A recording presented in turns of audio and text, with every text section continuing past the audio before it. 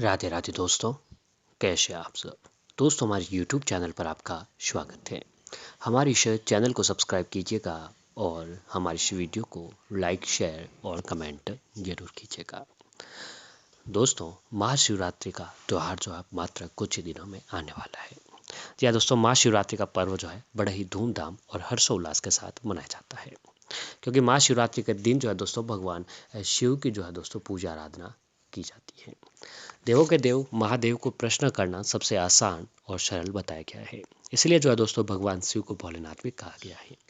अगर आप भगवान शिव की कृपा प्राप्त करना चाहते हैं तो मात्र एक बार अगर आप ओम या फिर ओम नमः शिवाय मंत्र की एक माला भी जाप करते हैं तो दोस्तों भगवान शिव जो आपकी सारी परेशानियों को दूर कर देते हैं।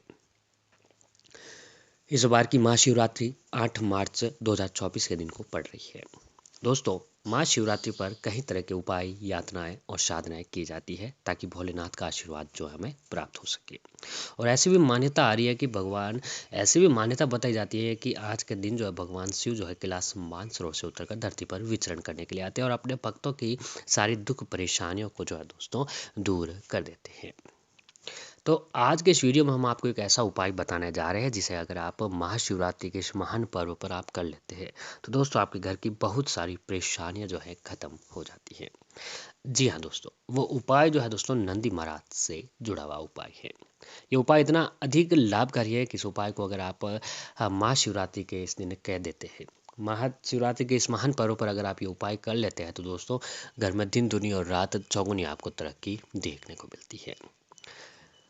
जी हाँ दोस्तों, आपने देखा होगा कि आप कभी भी भगवान शिव के मंदिर में जाते हैं तो भगवान शिव के मंदिर से बाहर जो है दोस्तों नंदी महाराज की मूर्ति स्थापित जरूर होती है और वहाँ पर नंदी महाराज के कानों में लोग अपनी मनोकामनाएं बोलते हुए आपने देखा होगा।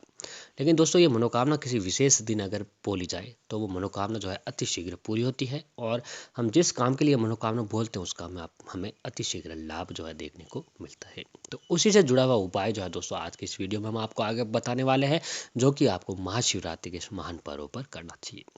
तो सबसे पहले कि दोस्तों भगवान शिव के प्रमुख गणों में से एक नंदी महाराज है। मान्यता है कि नंदी जी कैलाश पर्वत के द्वारपाल है और नंदी जी बैल का रूप है। आप किसी भी शिव मंदिर में जाएंगे तो नंदी जी की मूर्ति अवश्य ही मिल जाती है। दरअसल भगवान शिव ने खुद नंदी जी को वरदान दिया था कि जहाँ जहाँ मैं विराजमान रहूंगा वहाँ पर तुम भी विराजमान होंगे, और इसी के कारण शिव जी और उनके परिवार के साथ नंदी भी विराजित रहते हैं। तो ऐसे में जब हम शिव मंदिर जाते हैं तो शिव जी की पूजा करने के साथ साथ नंदी जी की भी पूजा करते हैं, उसके साथ ही उनके कान में अपनी मनोकामना कहते हैं।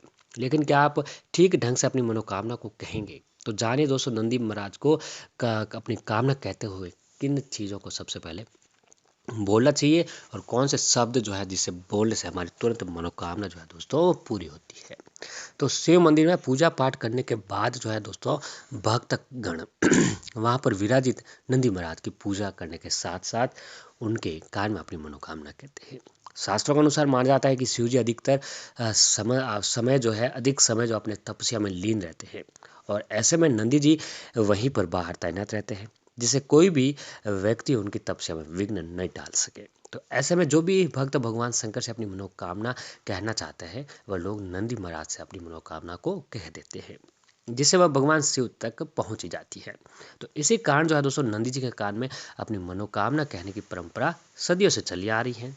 और वहीं एक मान्यता के अनुसार स्वयं भगवान शिव जी ने नंदी महाराज को एक वरदान दिया था कि जो तुम्हारे कान में आकर अपनी मनोकामना कहेगा तो उसकी हर इच्छा जो है दोस्तों अवश्य ही पूरी होगी। जी हाँ दोस्तों, ये वरदान जो है भगवान महादेव ने खुद नंदी महाराज को दिया था कि जो भी जातक अपनी कामना जो है नंदी महाराज के कान में आके बोलेगा तो उसकी सारी परेशानियां दूर हो जाएगी।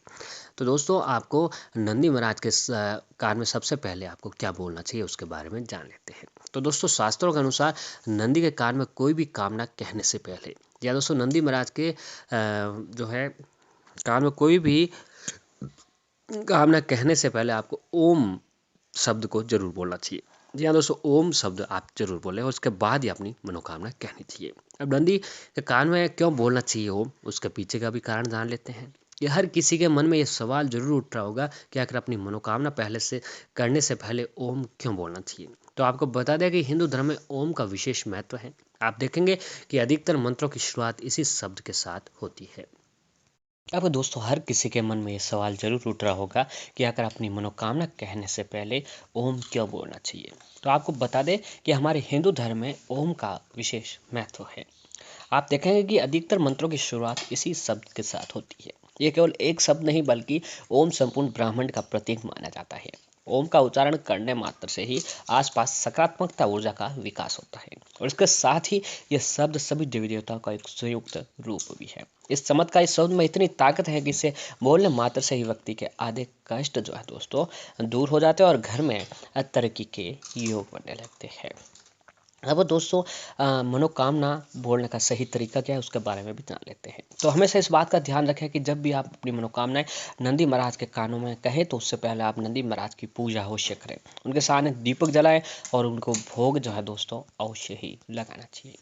कोई भी मनोकामनाएं बोलने से पहले नंदी के कानों में ओम का उच्चारण जरूर करना चाहिए, जिससे आपकी कही गई मनोकामना भगवान शिव के पास जल्दी पहुँच जाए। अपनी मनोकामना को नंदी के हमेशा बाह्य कान में ही बोलना चाहिए। या इस बात का जरूर ध्यान रखें कि जब भी अपनी मनोकामना बोले तो नंदी महाराज के बाएं कान में ही आपको मनोकामनाएं बोलनी चाहिए। जब भी आप नंदी के कानों में अपनी मनोकामना बोलते हैं तो उससे पहले हमेशा ध्यान रखना चाहिए कि उनके दाहिने कान में अपने हाथों से आपको बंद कर लेना है। अर्थात अपनी मनोकामना बोले उस समय उनके दूसरे कान पर कोई व्यक्ति अपनी मनोकामना नहीं बोल रहा हो। इस बात का आपको विशेष रूप से ध्यान रखना चाहिए। अपने एक हाथ को अपने मुंह को ढककर अपनी मनोकामना बोलना चाहिए, जिससे वजह से दूसरा कोई व्यक्ति अपनी मनोकामना ना सुन पाए और ना ही आपके होठों को जो है पढ़ पाए। अपनी मनोकामना नंदी महाराज के कानों में बोलने के बाद किसी को भी अपनी मनोकामनाएं नहीं बताए, इस बात का विशेष रूप से ध्यान रखें। तो दोस्तों इस तरीके से जो है अगर आप महाशिवरात्रि के इस महान पर्व पर जो है नंदी महाराज को जो हरी घास, हरा पालक और गुड़ रोटी आपको ये चीज़ें जो है दोस्तों नंदी महाराज जी को जरूर खिलानी चाहिए।